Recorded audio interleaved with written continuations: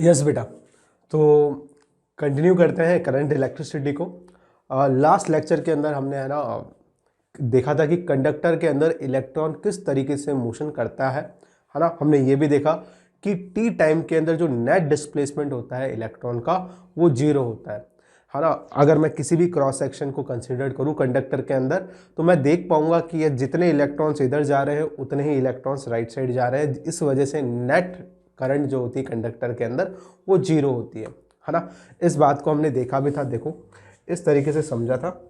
और हमने इसकी फिर वेलोसिटी के बारे में बात करी थी कि इसकी थर्मल स्पीड कितनी होती है। हमने देखा था कि थर्मल स्पीड जो है वो टेम्परेचर के ऊपर डिपेंड करती है। जैसे जैसे टेम्परेचर बढ़ाएंगे काइनेटिक एनर्जी ऑफ इलेक्ट्रॉन बढ़ेगा। फिर हमने उसकी थर्मल स्पीड देखी 10⁻⁶ मीटर पर सेकंड, जो कि काफ़ी ज़्यादा होती है ना। बहुत तेज़ी से इलेक्ट्रॉन क्या करता है, इसके अंदर रैंडमली डिफरेंट डायरेक्शन के अंदर मूव करता है। अच्छा, एवरेज वेलोसिटी फिर हमने देखी।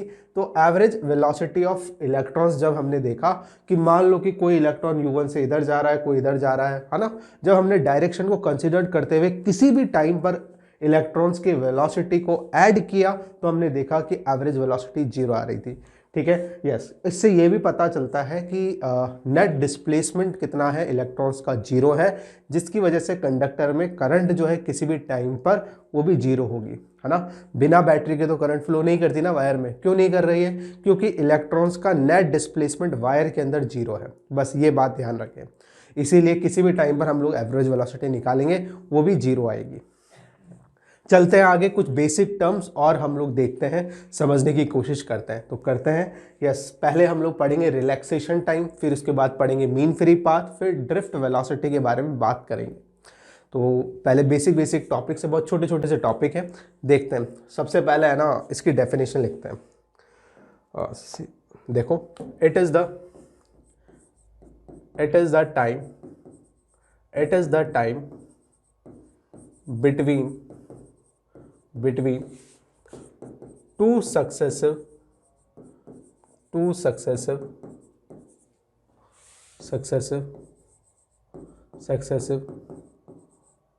collisions of an electron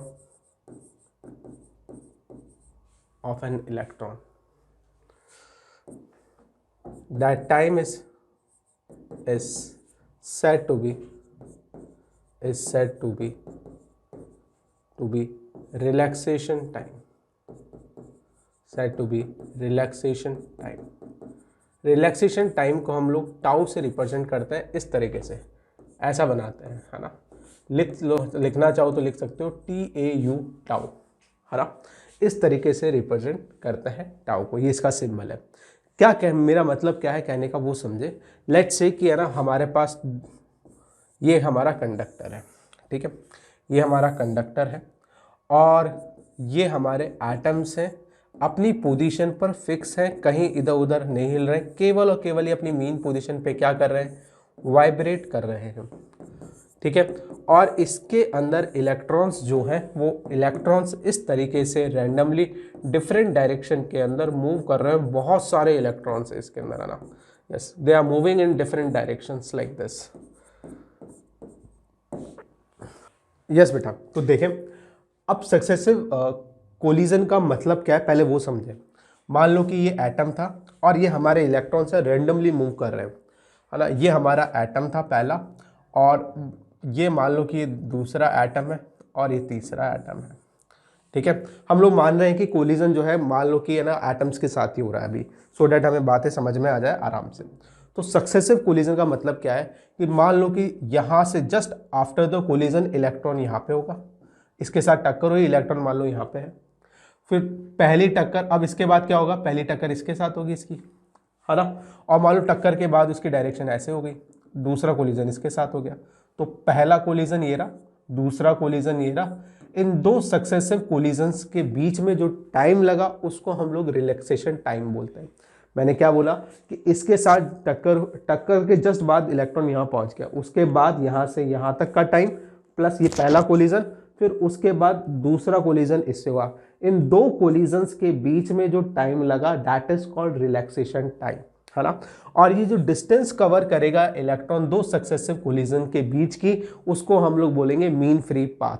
वापस रिपीट करता हूं, the distance travelled by the electron yes between the two successive collision is called mean free path. ठीक है, यहां से यहां तक की डिस्टेंस पहला कोलिजन, उसके बाद जस्ट दूसरा कोलिजन यहां हुआ मान लो, तो ये जो डिस्टेंस कवर करेगा ये मीन फ्री पाथ हो जाएगा, और जो टाइम लगेगा इस डिस्टेंस को कवर करने में that is said to be a relaxation time. ठीक है, ये कॉन्सेप्ट जो है वो हमारे काइनेटिक थ्योरी ऑफ गैसेस में भी यूज आएगा जब हम लोग डेरिवेशन देखेंगे। ठीक है, वहां पे भी ये वर्ड यूज होता है रिलैक्सेशन टाइम। चलो अब हम लोग है ना इसका ये जो फंक्शन है रिलैक्सेशन टाइम किन पैरामीटर्स पे डिपेंड करता है ये भी लिख लेते हैं। अब देखो हर इलेक्ट्रॉन का रिलैक्सेशन टाइम अलग आने वाला है, मैं बार बार कह रहा हूँ। यस, जो रिलैक्सेशन टाइम होगा हो सकता है दूसरा इलेक्ट्रॉन कम टाइम के अंदर दो कोलिजन कर ले, क्योंकि वो तो रैंडमली डिफरेंट डायरेक्शन में मूव कर रहे हैं, है ना। तो हम लोग क्या करेंगे इस केस के अंदर, हम लोग एवरेज ले लेंगे। जैसे गैसेस के अंदर भी हम लोग जब वेलोसिटी की बात करेंगे तो एवरेज वेलोसिटी की बात, उसी तरीके से यहाँ पर भी हम लोग एवरेज रिलैक्सेशन टाइम बोल सकते हैं कि किसी भी कंडक्टर के अंदर जो इलेक्ट्रॉन का होता है वो होता है एवरेज रिलैक्सेशन टाइम होता है 10⁻⁻14 सेकेंड्स। और ये हमें ध्यान रखना है कि यस इतना होता है। दूसरी इंपॉर्टेंट बात, क्या ये टेम्परेचर बढ़ाने पे इफेक्ट होता है? यस बिल्कुल होता है। तो लिखें it depends upon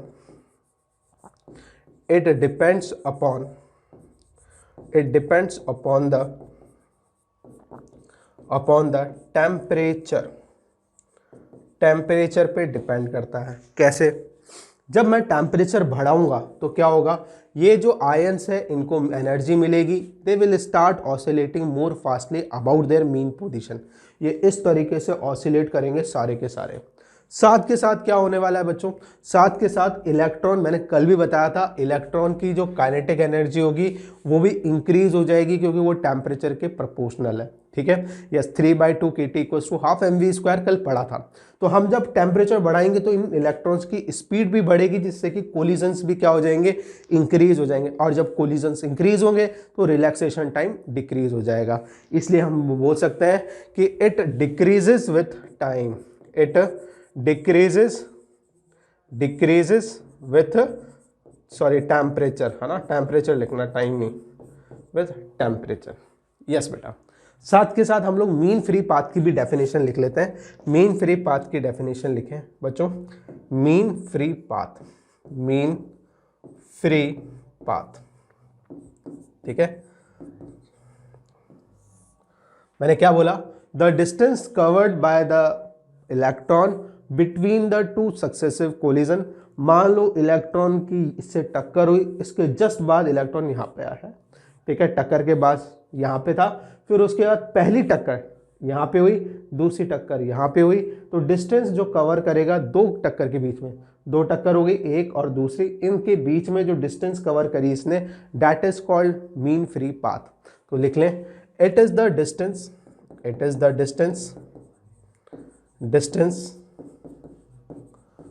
distance traveled by the electron, by the particle बोल दो या इलेक्ट्रॉन बोल दो, क्योंकि गैसेस में हम लोग यूज करते हैं, by the particle between two successive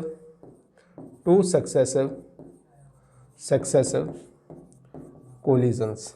ठीक है, यस। इसको हम लोग रिप्रेजेंट किससे करते हैं, मीन फ्री पाथ के लिए हम लोग सिंबल यूज करते हैं लैम्डा। ठीक है बेटा, यस। लिखें इसको,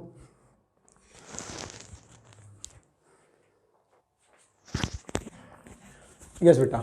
नेक्स्ट हम लोग देखने वाले हैं next topic, that is drift velocity, है ना। सबसे पहले डेफिनेशन लिखते हैं और फिर उसके बाद देखते हैं कि होता क्या है एक्चुअल में, है ना। यस, हमने इससे पहले एक और वेलोसिटी पढ़ी, that is thermal velocity.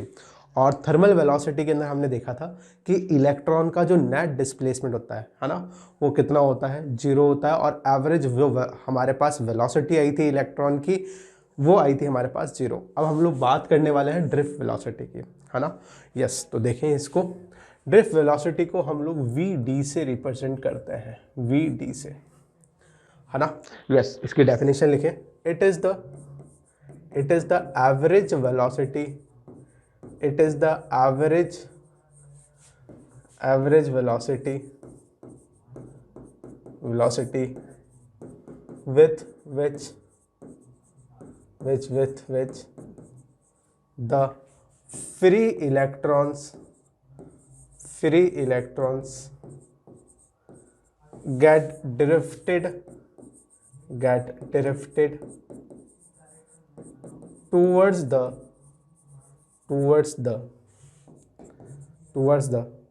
positive terminal of the battery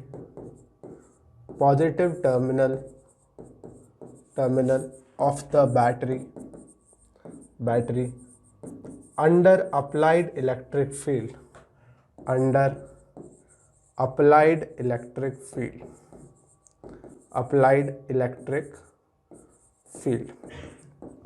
yes. क्या कहना चाह रहे हैं उसको धीरे धीरे करके समझते हैं। लेट्स से कि इनिशियली इलेक्ट्रॉन पे कोई इलेक्ट्रिक फील्ड नहीं लगा रखी। जब इलेक्ट्रॉन पे कोई इलेक्ट्रिक फील्ड नहीं लगा रखी तो मैं ये जानता हूँ कि इलेक्ट्रॉन थर्मल स्पीड से चलेगा। ठीक है, कल इसकी चर्चा भी करी थी। कितनी होती है? 10⁶ मीटर पर सेकंड, बहुत ज़्यादा होती है। यस, और उस स्पीड की वजह से मान लो कि इलेक्ट्रॉन चल रहा है, फिर उसकी टक्कर हो रही है रेंडमली, लेकिन इस तरीके से चल रहा है कि उसका नेट डिस्प्लेसमेंट क्या होता है? यस, नेट डिस्प्लेसमेंट 0 होता है। वो उसी पॉइंट पर आकर वापस पहुंच जाएगा। कुछ टाइम बाद नेट डिस्प्लेसमेंट उस इलेक्ट्रॉन का कितना होगा? 0 होगा। और यही रीज़न है कि उस इलेक्ट्रॉन की जो एवरेज वेलोसिटी आ रही थी वो कितनी आ रही थी? 0 आ रही थी। ठीक है, यस। ये तो बात हो गई जब हमने कोई इलेक्ट्रिक फील्ड नहीं लगा रखी, तब इलेक्ट्रॉन यहाँ से स्टार्ट हुआ, टक्कर होने के बाद में कुछ टाइम बाद उसी पॉइंट पर पहुंच जाता है, उसका नेट डिस्प्लेसमेंट 0 होता है। अब हम लोग क्या करने वाले हैं? कंडक्टर के ऊपर इलेक्ट्रिक फील्ड लगाने वाले हैं, यानी कि बैटरी लगाने वाले हैं, सोर्स लगाने वाले हैं एनर्जी का। ठीक है, लेट्स से कि है ना, हमने ये कंडक्टर बनाया। ठीक है, अब कंडक्टर बनाएंगे तो डेफिनेटली अब क्या करने वाले हैं? बैटरी भी लगाने वाले हैं। लेट्स से कि बैटरी इस बार मैं ना ऐसे लगा रहा हूँ, थोड़ा सा देखना ध्यान से। बैटरी मैं कुछ इस तरीके से लगा रहा हूँ। जब बैटरी मैं इस तरीके से लगाऊंगा तो इलेक्ट्रिक फील्ड कैसे सेटअप होगी? ये पॉजिटिव टर्मिनल, ये नेगेटिव टर्मिनल। तुम बोलोगे सर इलेक्ट्रिक फील्ड ऐसे अप्लाई हो रही है। यस, कंडक्टर की लेंथ कितनी है? तुमने बोली L लेंथ है कंडक्टर की। ठीक है, आई होप बात क्लियर हो गई होगी। यस, इसमें जो जब इलेक्ट्रॉन्स किससे चल रहे होंगे? थर्मल स्पीड से रैंडमली मूव कर रहे होंगे। अब जैसे ही मैंने क्या लगाई? इलेक्ट्रिक फील्ड लगाई, तो इन इलेक्ट्रॉन क्या करने लगेंगे? एक फोर्स एक्सपीरियंस करने लगेंगे। नेगेटिव चार्ज है, नेगेटिव चार्ज पर इलेक्ट्रिक फील्ड फोर्स कैसे लगाती है? यस बेटा, तुम जानते हो नेगेटिव चार्ज पर इलेक्ट्रिक फील्ड फोर्स इस डायरेक्शन में लगाएगी, अपोजिट डायरेक्शन में लगाएगी, and that is equals to QE। तो फिर ये डेफिनेटली अब क्या हो रहा है? किस डायरेक्शन में लग रहा है फोर्स? इस डायरेक्शन में लग रहा है। जो इलेक्ट्रॉन पहले जिसका नेट डिस्प्लेसमेंट 0 था, अब की बार वो नेट डिस्प्लेसमेंट 0 नहीं होने वाला है, क्योंकि इसको कंटिन्यूसली एक फोर्स इसके ऊपर लगता रहेगा, जिसकी वजह से इसके पास एक नेट डिस्प्लेसमेंट आएगा आगे की तरफ। ठीक है, यस, ये बात बहुत इंपॉर्टेंट है कि अभी भी मेजरली कौन सी स्पीड डोमिनेट कर रही है? थर्मल स्पीड डोमिनेट कर रही है। ठीक है, क्यों कर रही है थर्मल स्पीड? क्योंकि उसकी वैल्यू 10⁶ मीटर पर सेकंड है ना। यस, समझने की कोशिश करते हैं अभी धीरे धीरे। देखो यहाँ पर फोर्स कितना लगा इलेक्ट्रॉन पे? तुमने बोला सर फोर्स लगा F equals to QE। Using Newton second law मैं बोल सकता हूँ, क्या बोल सकते हैं? न्यूटन सेकेंड लॉ हम ये लिख सकते हैं कि F इक्वल्स टू ma। जो एक्सलरेशन होगा इलेक्ट्रॉन का वो हमारे पास आ जाएगा, that is equals to QE upon m। ये हमारे पास आ जाएगा। ठीक है बेटा, यस, ये एक्सलरेशन हमारे पास आ गया। इस एक्सलरेशन से इलेक्ट्रॉन इस डायरेक्शन में, that is in the horizontal direction, drift करने वाला है या फिर मूव करने वाला है।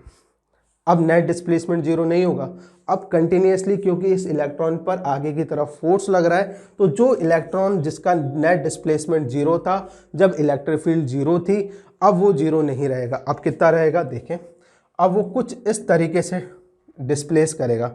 मान लो कि अब ये गया गया गया गया अंडर द इलेक्ट्रिक फील्ड, ये क्या हो गया, आगे की तरफ इलेक्ट्रॉन का जो पाथ था वो अब थोड़ा सा आगे की तरफ डिस्प्लेस हो गया है, तुम देख पा रहे होंगे। यस, अब इलेक्ट्रॉन जो है वो कुछ इस तरीके से मूव करेगा। यस बेटा, कुछ इस तरीके से मूव करने वाला इलेक्ट्रॉन, और उसका एक नेट डिस्प्लेसमेंट आने वाला है। अब इलेक्ट्रॉन यहाँ पहुँचेगा। जो इलेक्ट्रॉन जिसका नेट डिस्प्लेसमेंट पहले कितना था, टी टाइम में 0 था, अब उसका नेट डिस्प्लेसमेंट 0 नहीं रहने वाला है। तुम देखोगे कि अब उसका क्या हो गया है, उसका नेट डिस्प्लेसमेंट आगे की तरफ आ रहा है कुछ। यस, टी टाइम में ये जो स्मॉल डिस्टेंस x कवर करेगा, इसने, अब अगर तुमसे पूछा जाए कि बताओ इसने हॉरिजॉन्टल डायरेक्शन में कितनी डिस्प्लेसमेंट हुआ इसका, या फिर मैं तुमसे पूछूं कि बताओ टी टाइम में कितना डिस्प्लेसमेंट हुआ, तो तुम बोलोगे सर ये इनिशियल पोजीशन थी, है ना, और ये फाइनल पोजीशन थी इलेक्ट्रिक फील्ड लगाने के बाद में, तो नेट डिस्प्लेसमेंट इसका x हुआ। ठीक है, अब नेट डिस्प्लेसमेंट x हुआ कितने टाइम में, t टाइम के अंदर। जितना टाइम में इसने अपना ये पाथ कवर किया, उस t टाइम के अंदर इसने छोटा सा डिस्प्लेसमेंट x कवर किया, है ना, और उससे हम लोग क्या निकालेंगे, इसकी ड्रिफ्ट वेलोसिटी निकाल लेंगे। ठीक है, ये जो x डिस्प्लेसमेंट इसने t टाइम में कवर किया, जिस वेलोसिटी से कवर किया, उस वेलोसिटी को हम लोग बोल रहे हैं drift velocity. I hope clear हो गई होगी बात। यस, ये ड्रिफ्ट वेलोसिटी बेसिकली आई किसकी वजह से, ये ड्रिफ्ट वेलोसिटी आई इलेक्ट्रिक फील्ड लगाने से। जैसे ही हमने इलेक्ट्रिक फील्ड लगाई, वैसे ही इलेक्ट्रॉन आगे की तरफ फोर्स एक्सपीरियंस करने लग गया। अब रैंडमली क्यों जा रहा है इलेक्ट्रॉन, सीधे सीधे क्यों नहीं जा रहा है, क्योंकि इसके पास एक स्पीड और है, थर्मल स्पीड, जिसकी जो डोमिनेट कर रही है, जिसकी वजह से ये सीधा सीधा ऐसे नहीं जा रहा है ना, सीधा नहीं जा रहा है, वो रैंडमली अभी भी मूव करेगा, लेकिन स्मॉल डिस्प्लेसमेंट क्रिएट हो गया है उस इलेक्ट्रिक फील्ड की वजह से। ठीक है, यस। अब डेफिनेटली अब तुम देख पा रहे होंगे कि जो ड्रिफ्ट वेलोसिटी है ये काफ़ी कम आने वाली है। क्यों आएगी कम, क्योंकि देखो टी टाइम के अंदर छोटा सा इसलिए डिस्प्लेसमेंट कवर करता है, तो तुम डिस्प्लेसमेंट अपॉन टाइम करोगे तो काफ़ी छोटी वैल्यू तुम्हारे पास आने वाली है ना। यस, आई होप क्लियर हो गया होगा कॉन्सेप्ट। यस, पहले नोट करें फिर इसके ऊपर और डिस्कशन करते हैं। तो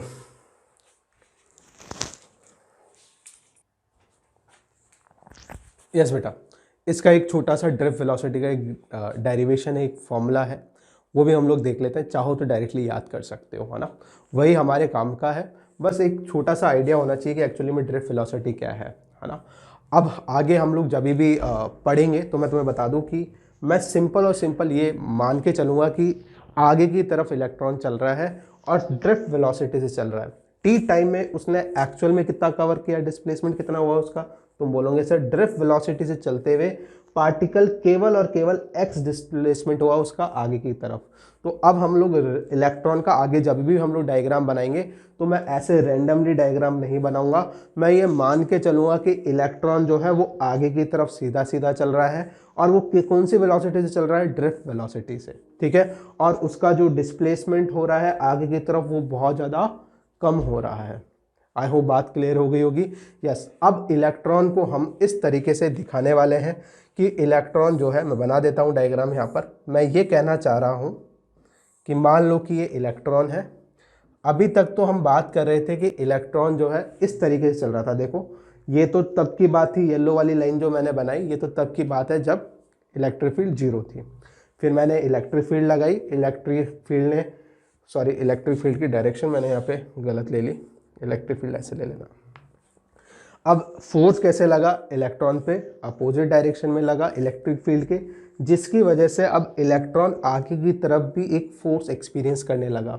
लेकिन मैंने बोला कि इलेक्ट्रॉन सीधे सीधे नहीं जा रहा है इलेक्ट्रिक फील्ड में, इलेक्ट्रॉन सीधे सीधे जाता तभी जब उसके पास थर्मल स्पीड नहीं होती। उसके पास एक स्पीड और है, थर्मल स्पीड, जिसकी वजह से, है ना, और वो डोमिनेटिंग है, वो स्पीड काफ़ी ज़्यादा है ना।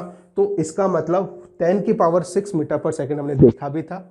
उसका मतलब अभी भी वो स्पीड जो है वो डोमिनेट करेगी, अभी भी इलेक्ट्रॉन लगभग वैसा ही पाथ फॉलो करेगा, लेकिन छोटा सा फोर्स एक आगे की तरफ एक्सपीरियंस कर रहा है वो, है ना, एक फोर्स एक्सपीरियंस कर रहा है आगे की तरफ, जिसकी वजह से एक स्मॉल डिस्प्लेसमेंट हुआ टी टाइम के अंदर आगे की तरफ, है ना। तो अब इसी को हमने टी टाइम में जो आगे की तरफ छोटा सा डिस्प्लेसमेंट हुआ, उसी को हमने बोला कि जिस स्पीड से, जिस वेलोसिटी से ये डिस्प्लेसमेंट हुआ, उसको हमने बोला ड्रिफ्ट वेलोसिटी। क्लियर हो गई बात? यस। और अब हम ऐसा बोल सकते हैं कि इलेक्ट्रॉन्स जो हैं वो आगे की तरफ चल रहे हैं, है ना, आगे की तरफ सीधे सीधे चलेंगे। मैं आगे ऐसे ही पढ़ाऊंगा तुम्हें। इलेक्ट्रॉन चल रहे हैं आगे, और कितनी वेलोसिटी चल रहे हैं? ड्रिफ्ट वेलोसिटी से। ठीक है, यस।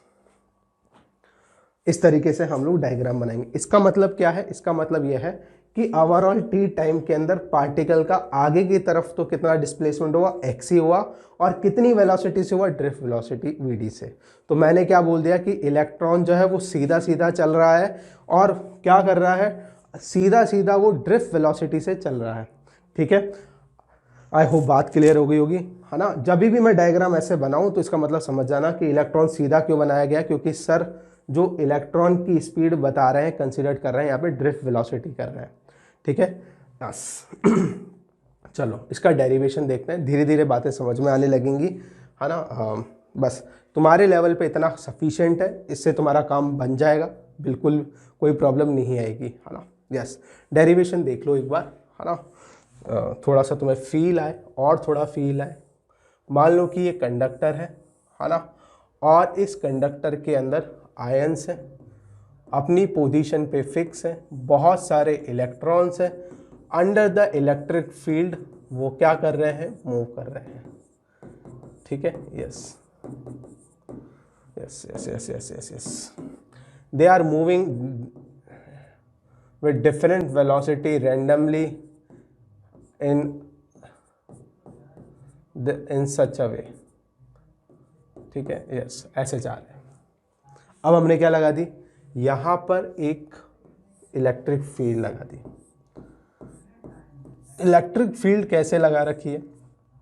तुम देखोगे कि इलेक्ट्रिक फील्ड ऐसे लगा रखी है, इस डायरेक्शन में लगा रखी है। ठीक है, लेंथ कितनी है? तुम बोलोगे लेंथ L है कंडक्टर की।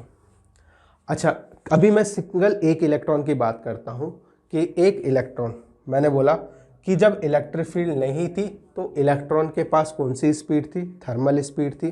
तो मैं बोल सकता हूं, लेट से ये इलेक्ट्रॉन है ना, कोई भी एक इलेक्ट्रॉन ले लो, उसकी इनिशियल स्पीड u1 थी, and that velocity is said to be a thermal speed. वो जो वेलोसिटी है वो कौन सी स्पीड है, वो कौन सी है? Thermal speed. ठीक है, या फिर तुम ऐसे बोल दो कि इनिशियली जब फील्ड नहीं थी तो जिस वेलोसिटी से मूव कर रहा था वो थर्मल वेलोसिटी। अगर हम लोग स्पीड के साथ डायरेक्शन भी कंसिडर करेंगे पर्टिकुलर इंस्टेंट पे, तो वो थर्मल वेलोसिटी हो जाएगी, है ना। यस, पर्टिकुलर इंस्टेंट पे बात हो रही है, पर्टिकुलर इंस्टेंट पे। यस, और ये लगभग कितनी होगी? 10⁶ मीटर पर सेकेंड होगी। साथ के साथ अब की बार अब इलेक्ट्रिक फोर्स भी लगेगा इलेक्ट्रॉन पर। कहाँ लगेगा? पीछे की तरफ लगेगा, हॉरिजॉन्टल डायरेक्शन में लगेगा, and that is equals to QE, है ना। यस, हमने देखा कि जो एक्सेलरेशन की वैल्यू आई थी वो कितनी आई थी? QE/m आ गई थी, अभी पीछे हमने देखा। यस, अब हम लोग इसकी एवरेज वेलोसिटी निकालना चाह रहे हैं। अभी तो एक इलेक्ट्रॉन की वेलोसिटी की बात करते हैं, तो कौन सी हम लोग बात कर रहे हैं? यस, कैसे निकालेंगे? तो V = U + AT यूज कर लेते हैं, है ना। यस, क्योंकि फर्स्ट वाले इलेक्ट्रॉन की बात कर रहा हूँ, फर्स्ट वाले इलेक्ट्रॉन की, लेट्स से इसके अंदर है ना n नंबर ऑफ इलेक्ट्रॉन्स है, तो उनमें से एक इलेक्ट्रॉन, एक नंबर वाले इलेक्ट्रॉन की मैं बात कर रहा हूँ, ऐसे समझ लो। ठीक है, टाइम कितना ले रहे हैं? Time we are taking relaxation time के बराबर ले रहे हैं, तो t की जगह हम लोग क्या कर रहे हैं? Yes, t = tau average relaxation time ले रहे हैं। ठीक है, रिलैक्सेशन टाइम। यस, तो मैं इसको मॉडिफाई कर देता हूं और इधर लिख देता हूं A1 टाउ, A1 टाउ 1। ठीक है, यस, मान लो कि ये रिलैक्सेशन टाइम टाउ 1 जो है वो पहले वाले इलेक्ट्रॉन का है। ठीक है, ये जो फर्स्ट वाले नंबर का इलेक्ट्रॉन है इसका रिलैक्सेशन टाइम है टाउ 1। यस, ये वेलोसिटी होगी इलेक्ट्रॉन के पास। यस, इसी तरीके से दूसरे इलेक्ट्रॉन की बात करें तो उसके पास जो वेलोसिटी होगी वो कितनी होगी? तुम बोलोगे सर U2 + a2 टाउ 2, ठीक है। यस, ऐसे कितने सारे इलेक्ट्रॉन्स हैं, लेट्स से कि n इलेक्ट्रॉन्स हैं, n इलेक्ट्रॉन्स हैं, number of electrons n is equals to number of electrons है। तो मैं यहाँ से इसी तरीके से मैं लिख सकता हूँ nth इलेक्ट्रॉन की जो वेलोसिटी होगी उसको मैं ऐसा लिख सकता हूँ un plus an tau n, ठीक है, ऐसे लिख सकता हूँ। तो अब हम लोग क्या करना चाह रहे हैं, हम तो एवरेज निकालना चाह रहे हैं। एवरेज जब हम लोग इन वेलोसिटी का एवरेज लेंगे तो हमारे पास ड्रिफ्ट वेलोसिटी आ जाएगी, ठीक है बेटा। तो कैसे लेंगे एवरेज, देखें, लेट्स से कि इन सभी का एवरेज निकालेंगे तो क्या करना पड़ेगा, तुम बोलोगे sir v1 plus v2 plus v3 plus dash dash dash dash plus vn divided by number of particle कर देंगे तो एवरेज वेलोसिटी आ जाएगी। उसी को हम लोग क्या बोलेंगे, ड्रिफ्ट वेलोसिटी बोलेंगे, ठीक है बेटा। यस, मैंने क्या बोला, इन सभी का एवरेज जो लेंगे, जो वेलोसिटी हमारे पास आएगी इन सभी की एवरेज आएगी, है ना, और उसको हम लोग बोल देंगे ड्रिफ्ट वेलोसिटी। अच्छा, तो v1 की जगह मैंने पुट किया क्या, u1 tau 1, u1 plus a tau 1, a1 is the acceleration experience by first number of particle. इसी तरीके से इसमें n नंबर ऑफ पार्टिकल है, ऐसे ही मैं सेकंड के लिए लिख सकता हूँ u2 प्लस a2 टाउ 2, ठीक है। यस, ऐसे ही dash dash dash dash last वाले के लिए un plus an tau divided by क्या है, डिवाइडेड बाय n है, n is the number of particle. इसको हमने बोला drift velocity. u1 plus u2 plus un है, इसको मैं अलग कर रहा हूँ, ये हो जाएगा u1 plus u2 plus u3 plus dash dash dash un divided by क्या हो जाएगा, divided by number of particle. इसी तरीके से इसके लिए भी मैं कर लेता हूँ a1 tau 1 plus a2, vector sign इस पे आएगा, a2 tau 2 plus dash dash dash dash an tau n, ठीक है। यस, डिवाइडेड बाय क्या करना है, नंबर ऑफ पार्टिकल। ये क्वांटिटी मैं ऑलरेडी लास्ट क्लास में पढ़ा चुका हूँ। ये थर्मल वेलोसिटीज़ हैं और थर्मल वेलोसिटी का सारे पार्टिकल्स का किसी पर्टिकुलर किसी भी टाइम t पर जब मैं करूँगा एवरेज थर्मल वेलोसिटी निकालूंगा तो वो कितनी आएगी, 0 आएगी। ये बात हम लोग लास्ट क्लास में भी कर चुके हैं, ठीक है। तो एवरेज थर्मल वेलोसिटी जब हमने निकाली तो हमने देखा कि किसी भी टाइम पे हम लोग देखेंगे तो वो कितनी आने वाली है, 0 आने वाली है। तो केवल और केवल मेरे पास अब किसका इफेक्ट आ गया, ड्रिफ्ट वेलोसिटी में देख पा रहा हूँ केवल और केवल इलेक्ट्रिक फील्ड की वजह से जो फोर्स लगा पार्टिकल के ऊपर वही मेरे पास क्या कर रहा है, वही रोल प्ले कर रहा है ना। यस, तो मैं देख पा रहा हूँ यहाँ से ये मेरे पास आ गया a1। यस, एक्सेलरेशन तो सभी पार्टिकल पे बराबर लग रहा है and that is equals to q by m। तो a1 a2 a3 a4 an सब बराबर हो जाएंगे और ये हो जाएगा a1 a into tau 1 plus tau 2 plus dash dash dash tau n divided tau के ऊपर वेक्टर्स नहीं आएंगे। यस, ये वेक्टर क्वांटिटी नहीं है, डिवाइडेड बाय क्या आएगा, n आएगा। Yes, vd is equals to क्या आ गया, एक्सेलरेशन की वैल्यू हमने निकाली है, that is equals to q by m into tau. इसको हम लोग क्या बोल रहे हैं, टाउ बोल रहे हैं। एवरेज रिलैक्सेशन टाइम बोल देते हैं इसको। यस, और हमें पता है इसकी वैल्यू कितनी होती है, 10 की पावर -14 सेकेंड। यस, ये हमारे पास क्या आ गई, ड्रिफ्ट वेलोसिटी आ गई, ठीक है। यस, इसका एक और एक्सप्रेशन हमारे लिए सिर्फ फॉर्मूला काम का है, इसका एक्सप्रेशन काम का नहीं है, लेकिन एक फील होनी चाहिए कि यस इस ड्रिफ्ट वेलोसिटी के अंदर केवल और केवल इलेक्ट्रिक फील्ड रोल प्ले कर रही है। इसके अंदर थर्मल वेलोसिटी का इफेक्ट कितना है, 0 है। ड्रिफ्ट वेलोसिटी जब भी मैं बात बोलूँगा कि ड्रिफ्ट वेलोसिटी से पार्टिकल चल रहा है, इसका मतलब इलेक्ट्रिक फील्ड का जो इफेक्ट पड़ा वही कंसिडर्ड करना है और पार्टिकल केवल और केवल इलेक्ट्रिक फील्ड के अपोजिट डायरेक्शन में जा रहा है, ठीक है। यही बात हमें ध्यान रखनी है।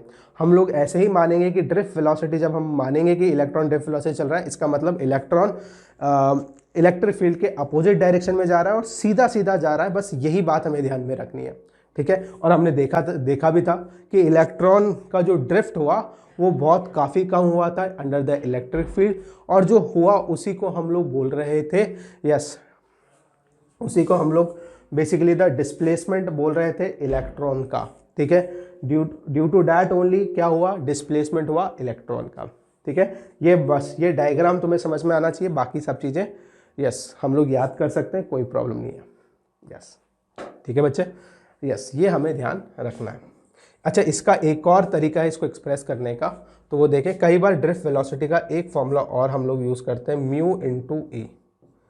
यस, म्यू क्या है, म्यू है हमारा, यस ड्रिफ्ट वेलोसिटी को हम ऐसे लिख सकते हैं, और म्यू क्या है, म्यू को हम लोग बोलते हैं मोबिलिटी। कई बार ये पूछ लिया जाता है कि मोबिलिटी क्या होता है, तो mobility gives you how freely a electron, ये याद कर लेना। मोबिलिटी सिंपली कितना फ्रीली इलेक्ट्रॉन मूव कर रहा है कंडक्टर के अंदर, that is known as mobility. ठीक है, यस ज़्यादा स्ट्रॉन्ग इलेक्ट्रिक फील्ड लगा दूंगे तो फिर क्या होने वाला है तुम देखोगे।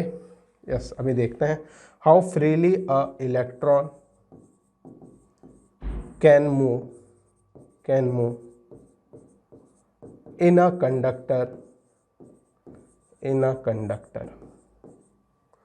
is called mobility।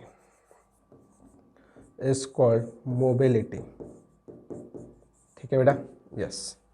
अच्छा, एक और चीज़ जो ध्यान रखनी है, म्यू की वैल्यू हम कंपैरिजन से निकाल सकते हैं। देखो म्यू की जो वैल्यू आएगी मेरे पास, ई इधर बाहर निकालें तो क्यू टाउ अपॉन एम हो जाएगा, क्यू टाउ अपॉन एम हो जाएगा, ये मोबिलिटी हो गई। ठीक है, ये ध्यान रखें, अगर मास इंक्रीज करोगे तो मोबिलिटी डिक्रीज हो जाएगी। इसका मतलब प्रोटॉन की जो मोबिलिटी होगी वो कम होगी इलेक्ट्रॉन के कंपैरिजन के अंदर, वो कम फ्रीली मूव कर पाएगा।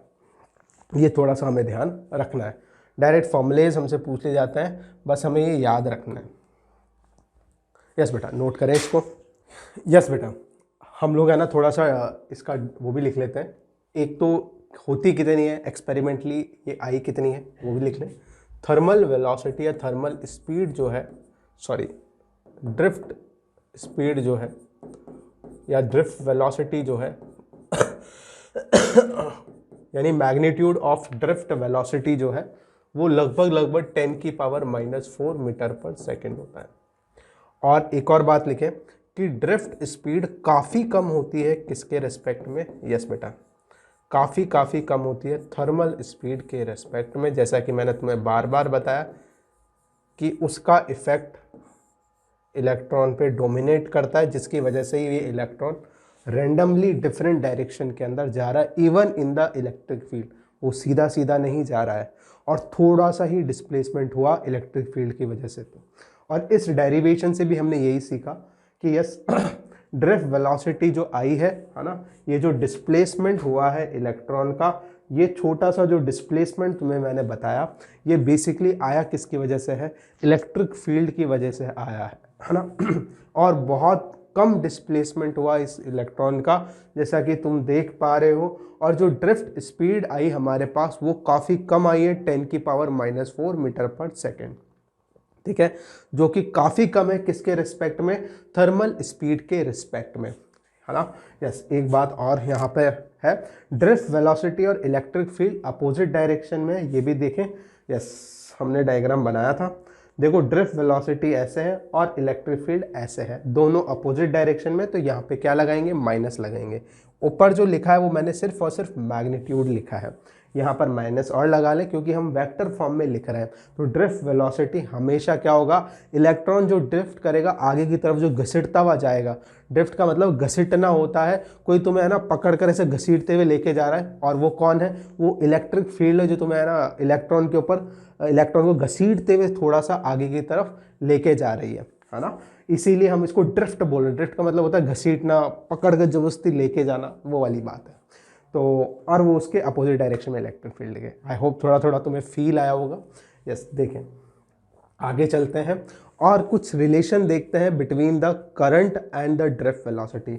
हेडिंग डालें, रिलेशन बिटवीन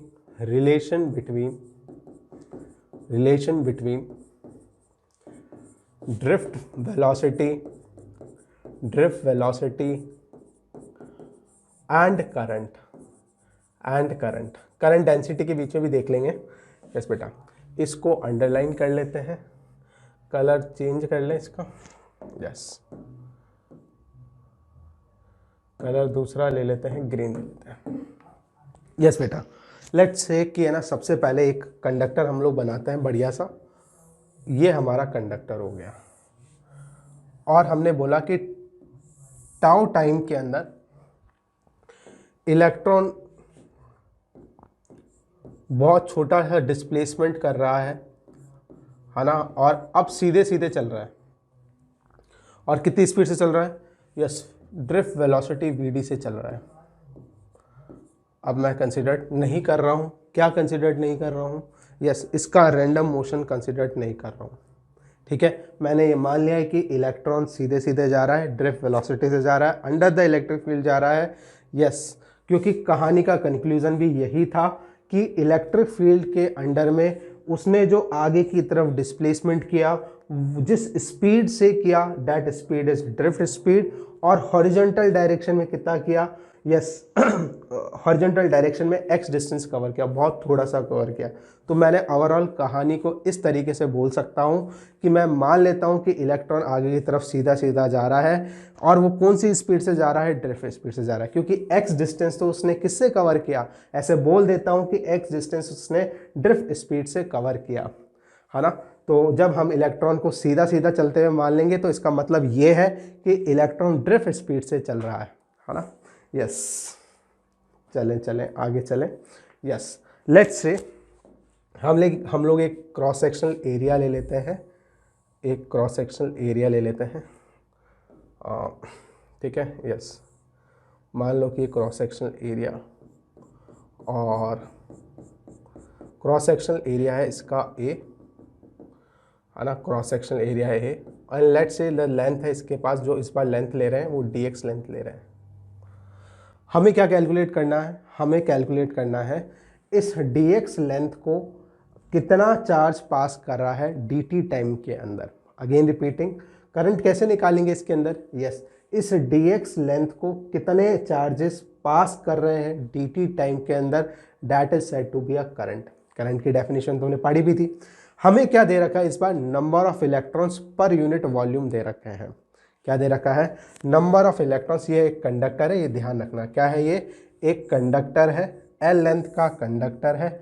बैटरी हमने लगा रखी है। इलेक्ट्रॉन अगर ऐसे जा रहे हैं तो इलेक्ट्रिक फील्ड कैसे लगाएंगे? तुम बोलोगे sir electric field opposite direction में लगाई होगी। बिल्कुल ठीक है बेटा, यानी जो बैटरी कनेक्ट करी होगी वो कैसे करी होगी? यस, बैटरी हमने, ये पॉजिटिव टर्मिनल हो गया, ये टर्मिनल, यस, बैटरी का पॉजिटिव टर्मिनल इस तरफ है, नेगेटिव टर्मिनल इस तरफ है। Positive to negative electric field setup हो गई बैटरी लगाने से। बैटरी पूरी बना लेते हैं। यस, ये पॉजिटिव, ये नेगेटिव, ये पॉजिटिव, ये नेगेटिव। यस, बड़ी वाली डंडी पॉजिटिव को बताती है, छोटी वाली डंडी जो है वो नेगेटिव टर्मिनल को बताती है बैटरी के। चले तो आगे।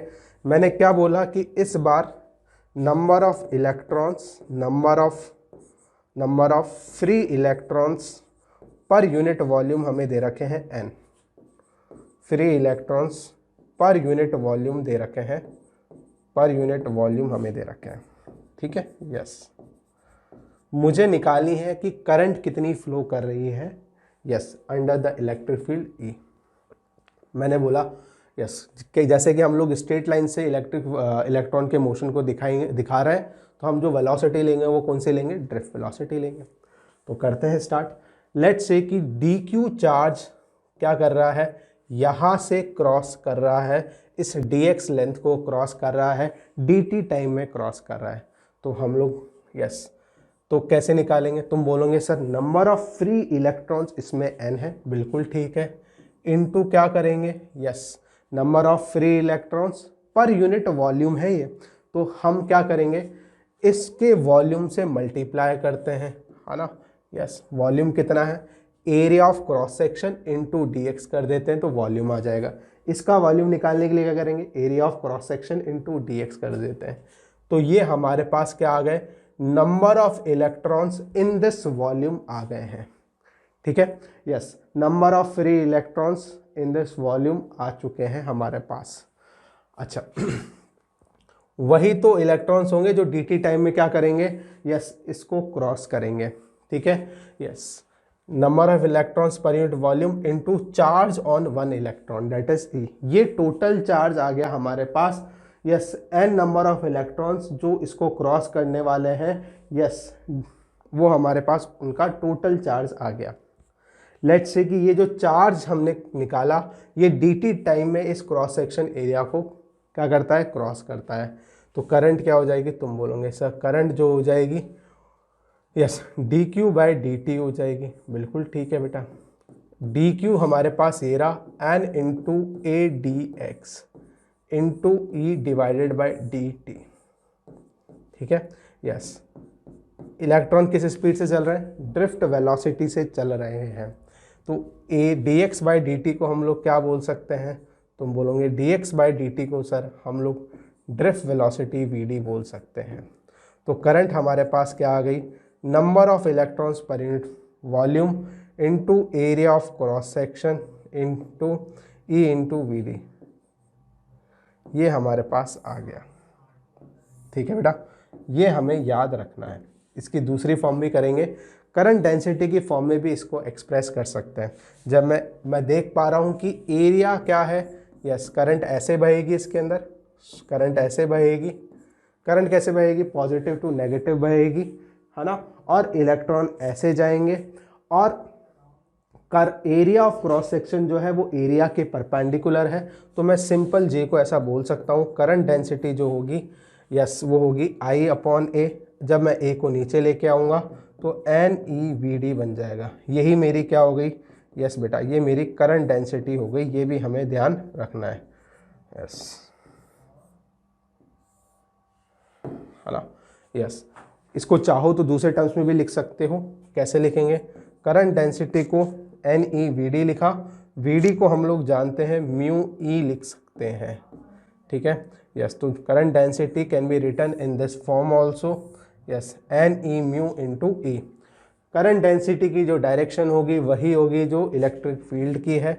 यस बेटा, यहाँ पर नोट करें बेटा। यस बेटा, आई होप नोट कर लिया होगा। यस, अब हम लोग बात करते हैं कंडक्टिविटी की। कंडक्टिविटी का फॉर्मूला हम लोग देख लेते हैं यहाँ से। कंडक्टिविटी के बारे में हमने 10th क्लास में पढ़ा होगा, थोड़ा बहुत आइडिया भी होगा। Conductivity is basically a reciprocal of resistivity. और रेजिस्टिविटी क्या होता है, resistivity basically a property of a material and it depends upon temperature, है ना। देखें, थोड़ा बहुत हमें धीरे धीरे आइडिया लग जाएगा इस फॉर्मूले से। देखें, हम लोग क्या करते हैं, हम पढ़ चुके हैं ये कि म्यू को हम लोग ऐसा लिख सकते हैं, म्यू को क्या लिख सकते हैं, ई टाउ अपॉन एम लिख सकते हैं। अभी ड्राइव किया था यार, है ना। मोबिलिटी को हम लोग ई टाउ अपॉन एम लिख सकते हैं। और ये हमारी क्या है, इलेक्ट्रिक फील्ड है। तो current density is equals to हमारे पास आ गया n e square tau upon m into electric field आ गया। यस बेटा, ये हमारे पास आ गया, n e square tau upon m आ गया। अच्छा, ये जो है इसको ही हम लोग क्या बोलने वाले हैं, सिग्मा बोलने वाले हैं, कंडक्टिविटी बोलने वाले हैं। तो लिख लें अलग से, यस, कंडक्टिविटी लिखें। थोड़ा बहुत कंडक्टिविटी के बारे में लिखते हैं। कंडक्टिविटी जो है उसको हम लोग सिग्मा से रिप्रेजेंट करते हैं। ये है, it is the reciprocal of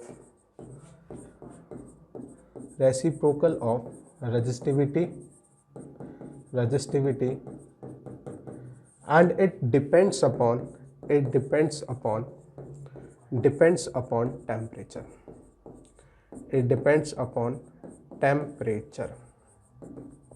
ठीक है, यस। हमने देखा, अभी देखा, क्या देखा हमने देखा कि यस, हमारे पास जो सिग्मा था वो ये था, sigma equals to n e square tau upon m था, n e square tau upon m. ये हमारे पास कंडक्टिविटी का रिलेशन आया था। ठीक है, यस। मैं जैसा कि देख पा रहा हूँ कि ये जो है ये रिलैक्सेशन टाइम के ऊपर डिपेंड कर रही है। यस, हम जानते हैं कि जैसे ही टेम्परेचर को बढ़ाएंगे वैसे ही क्या होने वाला है, यस, कंडक्टर्स में बात करेंगे तो कंडक्टर्स के अंदर क्या होने वाला है, टेम्परेचर बढ़ाने के ऊपर रिलैक्सेशन टाइम जो है वो कम हो जाता है। जल्दी जल्दी कोलिजन्स होंगे, इसका मतलब रिलैक्सेशन टाइम कम हो गया, और टाइम कम हो जाएगा तो कंडक्टिविटी भी मटेरियल की कम हो जाएगी। और रजिस्टिविटी, रो से रिप्रेजेंट करते हैं रजिस्टिविटी को, यस चाहो तो लिख लो 1/रो is resistivity. Yes, resistivity material की बढ़ जाएगी। मैं बात कर रहा हूँ किसके लिए बात कर रहा हूँ, फॉर कंडक्टर्स के लिए बात कर रहा हूँ, ठीक है, conductors. But in semi conductors and insulator लिख लें चाहे तो, but in semi conductors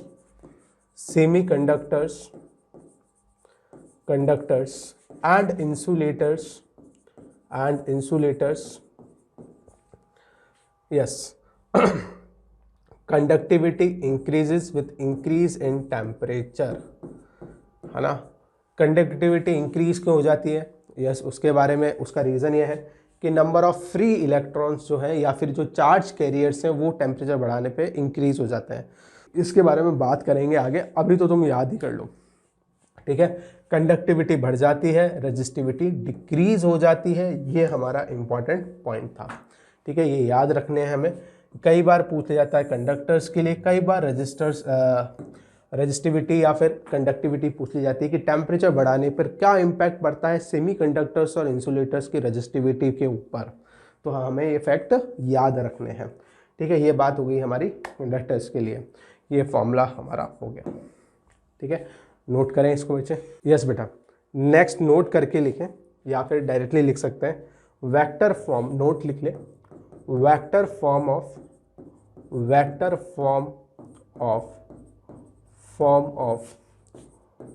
Ohm's law, vector form of Ohm's law. Ohm's law हमने 10th क्लास में जो पढ़ा है वो कौन सा वाला पढ़ा है, V=IR पढ़ा है ना। यहाँ पर हम लोग देखेंगे ओम्स लॉ की दूसरी वाली form which is known as vector form.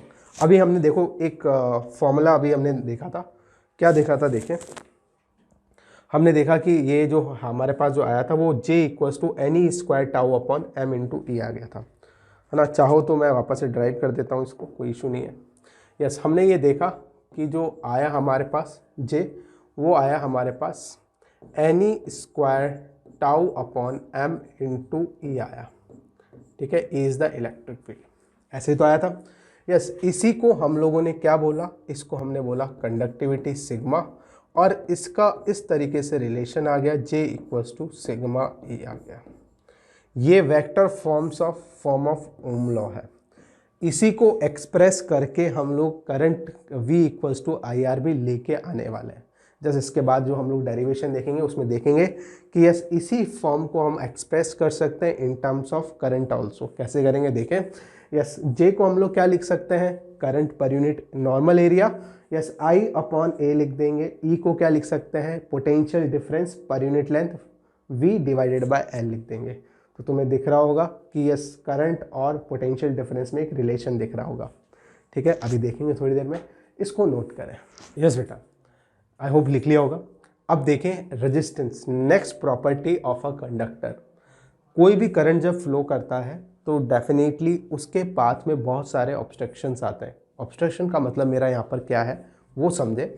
जैसे कि मान लो कि ये हमारा कंडक्टर है बच्चे, है ना, कंडक्टर है और क्या है यहाँ पे, यस यहाँ पर पॉजिटिव आयंस, मैंने बोला रास्ते में मिलते हैं। किसको मिलते हैं, जब इलेक्ट्रॉन्स फ्लो करते हैं तो इनके साथ क्या होता है, कोलिजन होता है।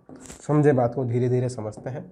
मैंने बोला कि लेट्स से कि हम इलेक्ट्रिक फील्ड लगा देते हैं, ये हमारी बैटरी हो गई, ये हमारी क्या हो गई बच्चे, बैटरी हो गई, ठीक है। ये हमारी बैटरी हो गई और हमने इलेक्ट्रिक फील्ड लगा रखी है, कुछ इस तरीके से लगा रखी है, ठीक है। पोटेंशियल डिफरेंस ये रहा V, यहाँ पॉजिटिव यहाँ पे नेगेटिव, ठीक है। क्योंकि यहाँ हायर एंड पर है, ये लोअर पोटेंशियल पे, ये बैटरी का पॉजिटिव टर्मिनल है तो ये हायर पोटेंशियल पे होगा, ये बैटरी का नेगेटिव टर्मिनल है, ये लोअर पोटेंशियल पे होगा, इसलिए प्लस और माइनस मैंने लगाया। अच्छा, अब जैसे ही तुम क्या करोगे, जैसे ही तुम बेटा जैसे ही इलेक्ट्रिक फील्ड या बैटरी लगा दोगे वैसे ही इलेक्ट्रॉन ड्रिफ्ट करना चालू करेंगे, उनका नेट डिस्प्लेसमेंट होने लगेगा आगे की तरफ, ठीक है। तो हम लोग ऐसा बोल सकते हैं कि इलेक्ट्रॉन इस तरीके से चलने लगेंगे। बहुत सारे इलेक्ट्रॉन कितने से चल रहे हैं, मैंने बोला कि इलेक्ट्रॉन इस बार ड्रिफ्ट वेलोसिटी से चल रहे हैं, ड्रिफ्ट वेलोसिटी VD से चल रहे हैं, है ना, यस, ऐसे चल रहे हैं। जब वो चलेंगे तो उनका कोलिजन्स होगा किसके साथ, yes, it will have collisions, किस किस के साथ कोलिजन होगा, यस, एक तो इन एटम्स के साथ कोलिजन होने वाला है, साथ के साथ दूसरे इलेक्ट्रॉन्स के साथ भी इनका कोलिजन होने वाला है, जिसकी वजह से एक ऑब्स्ट्रक्शन डेवलप हो जाएगा in the path of flow of electrons. That obstruction is said to be a resistance. Again repeating, जब इलेक्ट्रॉन्स इस तरफ ड्रिफ्ट करेंगे तो इनकी टक्कर किसके साथ होगी, यस, दूसरे इलेक्ट्रॉन्स के साथ होगी, साथ के साथ किसके साथ होगी, आयंस के साथ होगी जो अपने पोजीशन पे फिक्स है। एंड बिकॉज ऑफ दैट इसके अंदर क्या हो गया, इनके पाथ में एक ऑब्स्ट्रक्शन डेवलप हो गया। यानी मैं बोल सकता हूं कि करंट के पाथ में, इलेक्ट्रिक करंट के पाथ में ये जो आयंस है या फिर दूसरे इलेक्ट्रॉन्स ऑब्स्ट्रक्शन डेवलप कर रहे हैं, and that obstruction is said to be a electrical resistance. ठीक है, it is the property of a material. ठीक है, कुछ हो सकता है कि कुछ मटेरियल्स कम रेजिस्टेंस ऑफर करें, कई हो सकता है कि कुछ मटेरियल ज़्यादा ऑब्स्ट्रक्शन ऑफर करें। ठीक है, देखें, लिख लेते हैं, लिखें हेडिंग रेजिस्टेंस। रेजिस्टेंस को कैपिटल आर से रिप्रेजेंट करेंगे, है ना। आई होप फिजिकली तुम्हें फील तो हो ही गया होगा, ये रास्ते में जो टक्कर हो रही है दूसरे इलेक्ट्रॉन और आयंस के साथ, उसकी वजह से एक ऑब्स्ट्रक्शन डेवलप हो गया in the flow of electron, that is said to be electrical resistance. तो डेफिनेशन भी लिख लें, the property of a substance, the property of a substance by the virtue of which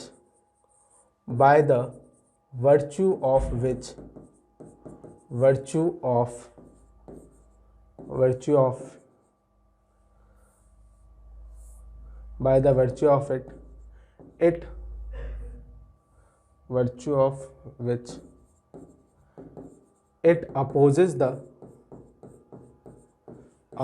the flow of electric current, flow of electric current,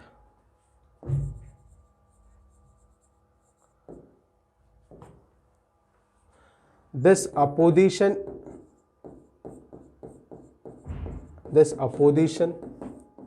in the flow of current is known as electrical resistance या resistance बोल दो। ठीक है, yes बेटा। अब इसको derive करते हैं, इसका एक एक्सप्रेशन है वो हम लोग देखते हैं। वैसे तो ओम्स लॉ से ये इंट्रोड्यूस करते हैं इसको, यस, V इज प्रोपोर्शनल। वैसे इसका जो हम लोग अभी पढ़ा था हमने ओम्स लॉ का vector form J equals to sigma E, है ना, इस तरीके से पढ़ा था। ठीक है, यही तो पढ़ा था। अच्छा, अब मैं इसको क्या कर रहा हूँ, यस, इसको इस तरीके से लिख सकते हैं I upon A, current density को करंट पर यूनिट एरिया लिख देते हैं, है ना, पर यूनिट नॉर्मल एरिया लिख देते हैं। सिग्मा है, let's say the potential difference V लगाया है, लेंथ ऑफ द कंडक्टर है L। तो क्या हम लोग इलेक्ट्रिक फील्ड और पोटेंशियल में रिलेशन लिख सकते हैं, यस, इलेक्ट्रोस्टैटिक में हमने पढ़ा है E equals to V by L पढ़ा है, yes, potential difference divided by length, है ना। ये हमारे पास आ गया है, कितना आ गया है, V बाय L आ गया है। तो हमारे पास फाइनली एक्सप्रेशन क्या आ गया, तुम बोलोगे current is equals to sigma A V by L हमारे पास आ गया है।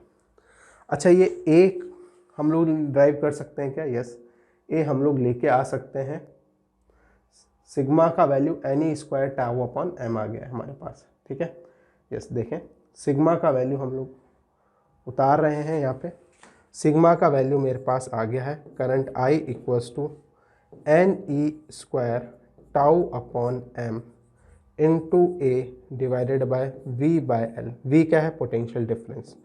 तो करंट मेरे पास आ गई NE square tau upon M into L into V, ये मेरे पास करंट आ गई। ठीक है बेटा, यस, मैं देख पा रहा हूँ कि यहाँ पर I is proportional to V हो गया। V is the potential difference applied across the conductor. यहाँ पे V क्या है, यस, V लिख लेना, V यहाँ पर potential difference applied across the conductor, applied across the conductor, ठीक है, अप्लाइड अक्रॉस द कंडक्टर हो गया। तो I प्रोपोर्शनल टू V हो गया है, और हम ये जानते हैं कि ओम्स लॉ क्या होता है, yes, V equals to IR होता है। या फिर प्रोपोर्शनैलिटी साइन को हटाकर हम लोग क्या करते थे, ओम्स लॉ के अंदर एक कांस्टेंट इंट्रोड्यूस करते थे, that is known as resistance, ठीक है।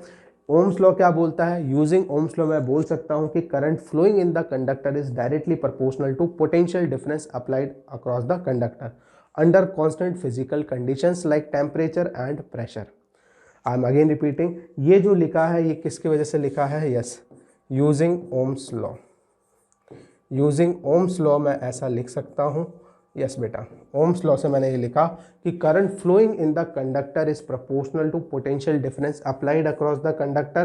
प्रोपोर्शनलिटी साइन को हटाकर मैंने एक कांस्टेंट इंट्रोड्यूस किया, इस बार नीचे कर रहा हूँ, this constant is known as constant for proportionality known as resistance, ठीक है, चाहे तो लिख ले इसको।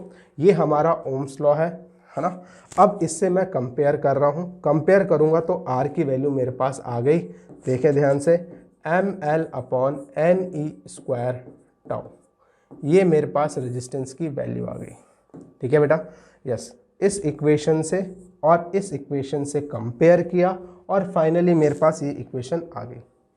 नोट करें बेटा इसको, यस बेटा। एरिया हमारा यहाँ पे ना रह गया था, एक फैक्टर यहाँ पे लिख लेना यार, एरिया भी रह गया है, एरिया लिख लेना यहाँ पे, है ना, ne² टाउ इंटू एरिया, यहाँ पे भी ne² टाउ इंटू एरिया आ जाएगा, ठीक है, यस। ये हमारी क्या हो गई, रेजिस्टेंस हो गई। मैं जैसा कि देख पा रहा हूँ रेजिस्टेंस जो है वो लेंथ पर, मास पर, है ना, ऐसी क्वांटिटीज़ पर डिपेंड कर रहा है जो क्या है, स्केलर क्वांटिटीज़ है। तो यहाँ पे बोल सकता हूँ कि resistance it is a scalar quantity, scalar quantity, ठीक है, it is a scalar quantity. दूसरी इंपॉर्टेंट बात, इसकी यूनिट की बात भी कर लेते हैं। देखो यूनिट यहाँ से निकालना ज़्यादा आसान होगा, यस, देखें यहाँ से R equals to V upon I है, yes, V upon V is the potential difference applied across the conductor, I is the current. V upon I के रेशियो को हम लोग रेजिस्टेंस बोल सकते हैं सिंपल वर्ड्स में, ठीक है, यस। कितना होगा, यस, ये हमारा हो जाएगा ये हो गया वोल्ट और ये हो गया हमारा एम्पियर। वोल्ट पर एम्पियर को ही हम लोग क्या बोलते हैं, ओम बोलते हैं, ओम। ओम इसकी ऐसा यूनिट हो गई, सिंबल इसका ऐसे होता है, ओम इसकी ऐसा यूनिट, सिंबल इसका ये होता है, इस तरीके से रेजिस्टेंस का सिंबल होता है, ठीक है, यस। जब भी हम लोग यूनिट लिखेंगे तो यूनिट की जगह ये ओम लिखेंगे या फिर सिंबल बना देंगे। जैसे मुझे 3 ओम लिखना है तो मैं 3 इंटू ओम बना दूंगा ऐसे, इसका मतलब मैं किसकी बात कर रहा हूँ, रेजिस्टेंस की बात कर रहा हूँ, ठीक है बच्चे, यस, क्लियर हो गई होगी बात। छोटी छोटी बातें हमें बस पढ़नी है। चलो आगे चलते हैं, है ना, और थोड़ी बातें करते हैं। ये हमारा रेजिस्टेंस हो गया। रेजिस्टेंस मैं देख पा रहा हूँ लेंथ पर डिपेंड कर रहा है, एरिया ऑफ क्रॉस सेक्शन पे भी डिपेंड कर रहा है, मास पर डिपेंड कर रहा है, यस। तो लिखते हैं इसको, अलग से लिखते हैं फिर देखते हैं। देखो resistance is equals to, yes, देखें क्या वैल्यू आई हमारे पास, ml upon ne² tau into A, yes, ml upon ne² tau upon A, ये हमारे पास रेजिस्टेंस की वैल्यू आ गई, ठीक है। इस बात को थोड़ा सा हम ऐसा लिख देते हैं, resistance into mass upon ne² tau, yes, इसको हम लोग एक कांस्टेंट बोल सकते हैं, ठीक है, यस। ये तो हमेशा क्या रहने वाला है, मास कांस्टेंट रहेगा, चार्ज ऑन इलेक्ट्रॉन कांस्टेंट रहेगा, n is the number of electrons पर यूनिट वॉल्यूम भी नियरली कांस्टेंट रहता है। रिलैक्सेशन टाइम 10⁻⁴14 सेकेंड रहने वाला है कंडक्टर के अंदर। इसका मतलब मैं इसको कांस्टेंट मान सकता हूँ कंडक्टर्स के लिए। यस, साथ के साथ कुछ साइड में आ रहे हैं फिजिकल पैरामीटर्स। ये क्या है, ये मेरे फिजिकल पैरामीटर्स हैं। कहने का मतलब रेजिस्टेंस जो है वो लेंथ पर डिपेंड कर रहा है, एरिया पे डिपेंड कर रहा है, साथ के साथ टाउ पर भी डिपेंड कर रहा है, मतलब टेम्परेचर पे भी डिपेंड कर रहा है। मैंने बताया रिलैक्सेशन टाइम टेम्परेचर पे डिपेंड करता है। तो इसका मतलब यस, रेजिस्टेंस जो है वो 4 पैरामीटर्स पर डिपेंड करता है। अब ये जो रेजिस्टेंस है ये डिपेंड कर रहा है, देखो, लेंथ पर, एरिया ऑफ क्रॉस सेक्शन पर, टेम्परेचर पे, क्योंकि टाउ पर डिपेंड कर रहा है, इसका मतलब टेम्परेचर पे भी डिपेंड कर रहा है। साथ के साथ नेचर ऑफ मटेरियल पे भी डिपेंड कर रहा है। एन स्क्वायर यहाँ पे आ रहा है, N is the number of electrons पर यूनिट वॉल्यूम। इसका मतलब नेचर ऑफ मटेरियल पे भी कहीं ना कहीं ये क्या करने वाला है, डिपेंड करने वाला है। इसको हम लोग रेजिस्टिविटी बोलने वाले हैं। नेचर ऑफ मटेरियल पे ये डिपेंड करेगी और कुछ इस तरह का फॉर्मूला हम लोगों के पास आ जाएगा। रो जो है वो क्या है, yes, resistivity of the material, resistivity, है ना। इसकी यूनिट निकालना चाहो निकाल सकते हो। देखो ओम इंटू इसकी यूनिट आएगी ओम मीटर आ जाएगी, है ना। Yes, factors on which resistance depend वो लिख लें। मैं देख पा रहा हूँ factors on which resistance depend, resistance depends. कौन कौन से फैक्टर्स पे डिपेंड कर रहा है, डिपेंड्स। पहला देखें, पहला मैं देख पा रहा हूँ कि रेजिस्टेंस जो है वो लेंथ पर डिपेंड कर रहा है, तो लिखें resistance is directly proportional to length. Second, resistance inversely proportional to area of cross section. ठीक है, एरिया ऑफ क्रॉस सेक्शन और लेंथ कैसे लेनी है ये डिपेंड करेगा कि डायरेक्शन ऑफ करंट क्या है। ध्यान से सुने मेरी बात को। अगर मान लो कि ये ब्लॉक है, इस तरह का रेक्टेंगुलर ब्लॉक है ना, इस तरीके का एक रेक्टेंगुलर ब्लॉक है और इसके अंदर हम लोग करंट फ्लो करवा रहे हैं। ठीक है, इसके अंदर करंट फ्लो करा रहे हैं। वैसे मैं इलस्ट्रेशन लूँगा, बस एक तुम्हें बता रहा हूँ अभी के लिए कि how is area of cross section depends upon direction of current. अगर मैं करंट ऐसे फ्लो कराऊंगा बच्चे, तो एरिया ऑफ क्रॉस सेक्शन कौन सा वाला लेना पड़ेगा, तुम बोलोगे sir area of cross section ये वाला लेना पड़ेगा, परपेंडिकुलर टू द करंट।